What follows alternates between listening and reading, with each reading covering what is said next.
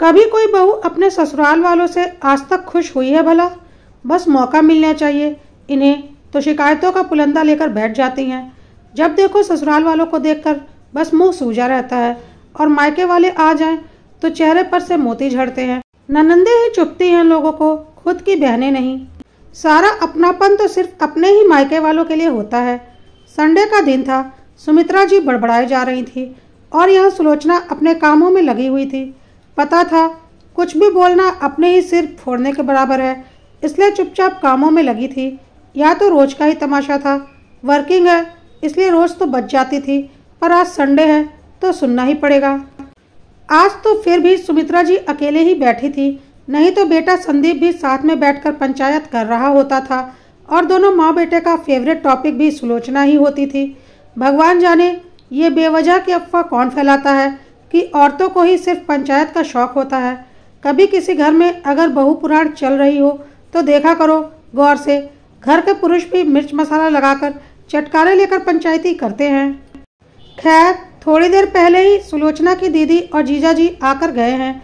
संदीप घर पर नहीं था और सासू माँ भी उनके साथ बैठकर बात नहीं कर रही थी, इसलिए उन्हें चाय नाश्ता देने के बाद सुलोचना उनके पास बैठकर खूब हंस बोल रही थी। और वैसे भी खुद के दीदी जीजा से तो कोई भी खुलकर बात कर ही लेगा, इसीलिए सुलोचना खुलकर बात कर रही थी।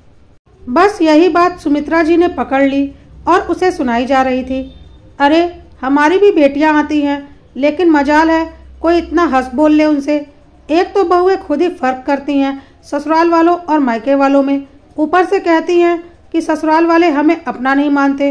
अब क्या जान ही दे दें इनके पीछे। इतनी देर में सुलोचना ने अपना काम निपटाया और अपने कमरे में चली गई। उसे इस तरह से चुप देखकर सुमित्रा जी और जल भुन गई। अब तो बात उनके ईगो पर आ चुकी थी। अब तो उन्होंने और जोर से बोलना शुरू कर दिया तो सुलोचना को निकलकर बाहर आना ही पड़ा। क्या बात है मम्मी जी, आपको मुझसे क्या परेशानी है? मुझे परेशानी है? अरे परेशानी तो तुझे है मेरी बेटियों से। जब वो लोग आती हैं तो उनके पास बैठकर बात नहीं करती।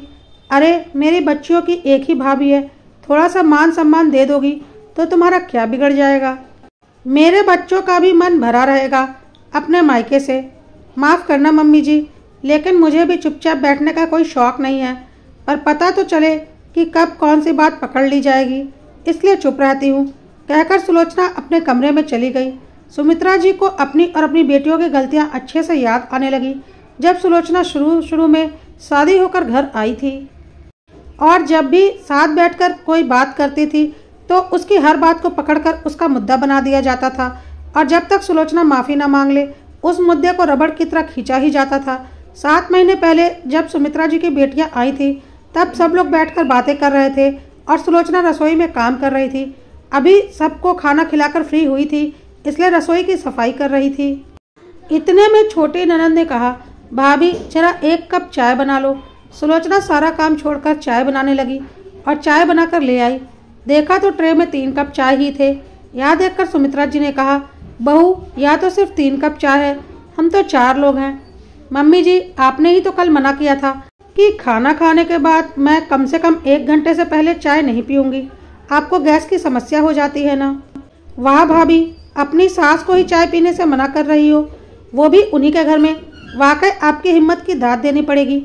छोटी ननद ने कहा, एक बार पूछ तो लेती मुझसे कि मैं चाय पीना चाहती हूँ या नहीं। पर मम्मी जी कल आपने ही तो।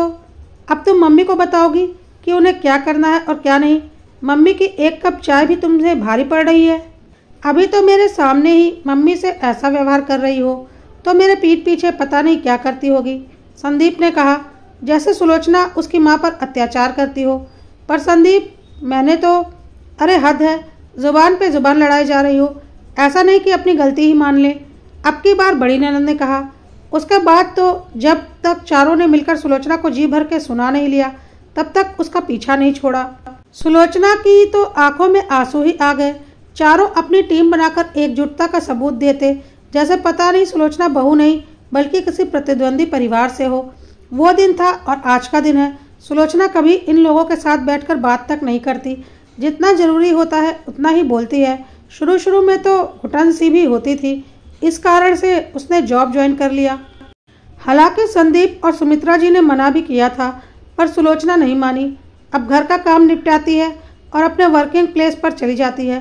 शाम को आकर अपना काम निपटाया और सीधे अपने कमरे में ननंदे आती हैं और अपना सा मुँह लेकर चली ही जाती हैं। उनसे भी सिर्फ उतनी ही बातें जो ज़रूरत भर जरूरी।